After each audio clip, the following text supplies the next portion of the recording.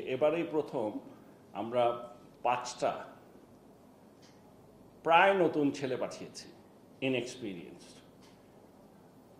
আর bowling fast bowler ছাড়া, bowling ছাড়া দুজন, মানে 4জন ব্যাটসম্যান বা অলরাউন্ডার পাঠিয়েছি যারা নাকি ফুললি এক্সপিরিয়েন্সড। ঠিক আছে, মানে আমি একদম স্পেসিফিক যদি বলি, তানজিদ তামিম, তানজিম সাকিব, তৌহিদ হৃদয়, রিশাদ, অনিক।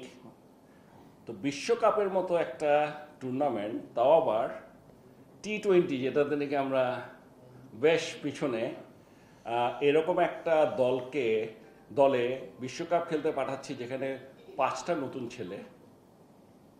This is number 1। It was a bit risky decision. তা আমাদের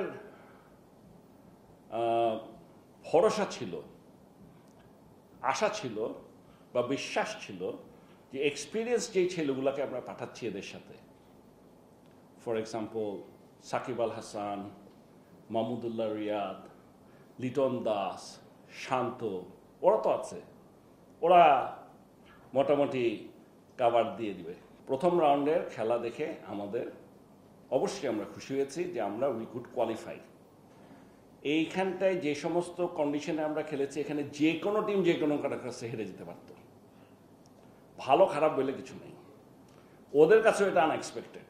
আমি নিশ্চিত অন্যান্য দল যারা খেলেছে, আমরা যে সমস্ত উইকেটে খেলেছি, তাদের জন্য unexpected. So this is one. So এদিক দিয়ে আমি বলবো আমি খুশি।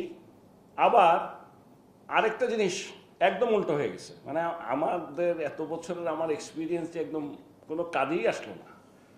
আমি যেখানে ভাবছিলাম এই নতুন ছেলেগুলাকে নেওয়া হলো সবচেয়ে রিস্কি, এরা এবার কিচ্ছু করতে পারবে না, আমাদের সিনিয়র প্লেয়াররা ভালো করবে, এটা উল্টো হয়ে গেল। মানে আমাদের সিনিয়র যারা ছিল তাদের যে কাছ থেকে যে এক্সপেকটেশন ছিল, তার আমরা কিছুই পাইনি। বরং নতুন কয়েকটা ছেলে দারুণ খেলেছে। এখানটায় আমাকে যদি জিজ্ঞেস করেন, তৌহিদ হৃদয় হ্যাজ প্লেড ভেরি ওয়েল। এখন তৌহিদ হৃদয় আর তানজিদ তামিম এরা কিন্তু একদম নতুন না। তারপরও আমি বলবো T20 ওয়ার্ল্ড কাপ খেলার জন্য এই সমস্ত দেশের জন্য তাদের এক্সপিরিয়েন্স অনেক কম, এখনো অনেক বাকি আছে। রিশাদের খেলা, তৌহিদ হৃদয়, ইভেন তানজিম সাকিব, এদের খেলা আমাদের চোখে পড়েছে, এদের খেলা দেখে আমাদের ভালো লেগেছে। তো সেদিক দিয়ে বলতে গেলে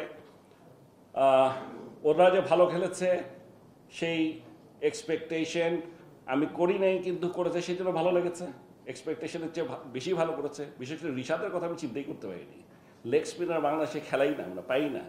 সে জায়গায় ওয়ার্ল্ড কাপ খেলতে চলে গেল এবং গিয়ে সে ওখানে নাম করে আসছে ICC-তে। সো ইট ইজ সামথিং যেটা আমরা we should be proud of. অন্যদিকে শান্ত, লিটন দাস, সাকিব আল হাসান, মাহমুদুল্লাহ রিয়াদ, ওদের কাছ থেকে যে এক্সপেকটেশনটা ছিল, আর ওরা তো আর সব ম্যাচ ভালো খেলবে না, কিন্তু কিছু ম্যাচ ওরা আমাদেরকে যেরকমভাবে আমরা ওদের কাছে এক্সপেক্ট করেছিলাম সেই ধরনের এক্সপেকটেশন এটা আমরা হয়নি। সো এই দিক দিয়ে মনটা একটু খারাপ।